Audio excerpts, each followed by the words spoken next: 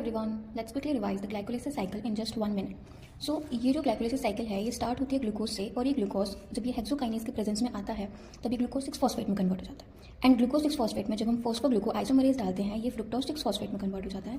Similarly जब हम इसमें फोस्फोफ्रुक्टोकाइनेज 1 डालते हैं, रिमेंबर यहाँ पे हमने फोस्फोफ्रुक्टोकाइनेज 1 डाला है, this is for a certain reason जो हम बाद में पढ़ेंगे। तो याद रखना फोस्फोफ्रुक्टोकाइनेज 1 के प्रेजेंस में फ्रुक्टोज 1,6 बाइफॉस्फेट में कन्वर्ट हो जाता है। एंड यहाँ पे एक चीज़ और ध्यान रखना कि ग्लूकोज से जब ग्लूकोज 6 फॉस्फेट में बन रहा है तो ये एक इरिवर्सिबल प्रोसेस है। एंड सिमिलरली जब ये थर्ड स्टेप होता है ये भी एक इरिवर्सिबल प्रोसेस है। तो एरो का यहाँ पे खास ध्यान रखना।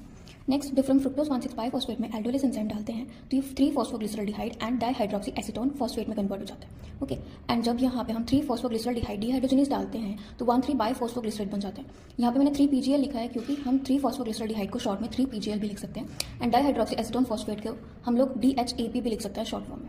ओके, देन यहाँ पे जो 1,3 बाइफॉस्फोग्लिसरेट जो बन रहे हैं ये हमारे 2 मॉलिक्यूल बन रहे हैं।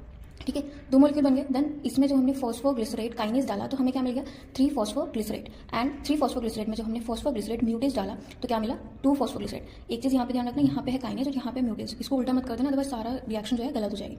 ओके, देन 2 फॉस्फोग्लिसरेट से हमने इनोलेज एंजाइम जब डाला यहाँ पे तो हमें क्या मिला फॉस्फोएनोल पायरुवेट। एंड यहाँ पे हमने पायरुवेट काइनेज डाला तो हमें मिला पायरुवेट। अब अगर हम सिर्फ एरोबिक कंडीशन की बात करते हैं, मतलब जब ऑक्सीजन की प्रेजेंस है, ऑक्सीजन की अवेलेबिलिटी है, तो ग्लूकोज सिर्फ क्या कर रहा है पायरुवेट में कन्वर्ट हो रहा है। ये जो रिएक्शन है वो यहीं पे सीज हो जाएगी। ओके, बट अगर वहाँ पे एनारोबिक कंडीशन है, मतलब ऑक्सीजन प्रेजेंट नहीं है, जैसे कि जब हम इंटेंस एक्सरसाइज करते हैं, वर्कआउट कर रहे हैं, तो हमारी बॉडी में ऑक्सीजन की कमी हो जाती है, तो उस समय क्या कर रहे हैं कि पायरुवेट जो है लैक्टेट डिहाइड्रोजनेज के प्रेजेंस में लैक्टेट बना लेता है। ओके, तो याद रखना कि अगर एरोबिक कंडीशन आपसे पूछी जाए तो ग्लूकोज से पायरुवेट तक ही लिखनी है, और अगर एनारोबिक लिखी जाए तो ग्लूकोज से लैक्टेट तक लिखनी है आपको। ओके, अब यहाँ पे देखते हैं एटीपी कहाँ पे यूटिलाइज हो रहा है और एटीपी कहाँ पे प्रोड्यूस हो रहा है। तो फर्स्ट स्टेप और थर्ड स्टेप में हमारा क्या हो रहा है एटीपी यूटिलाइज हो रहा है, मतलब कि जो 2 यहाँ पे इरिवर्सिबल स्टेप थे वहाँ पे हमारा एटीपी यूटिलाइज हो रहा है।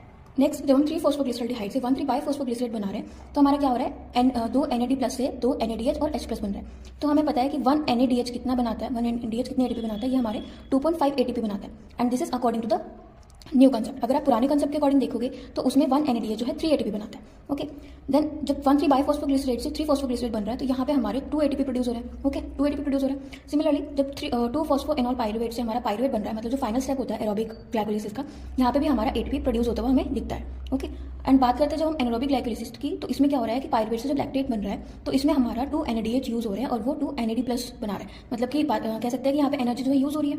ठीक है, तो आई होप आपको ये समझ आया हो अच्छे से। एंड अगर वीडियो अच्छी लगी है तो do like share and subscribe.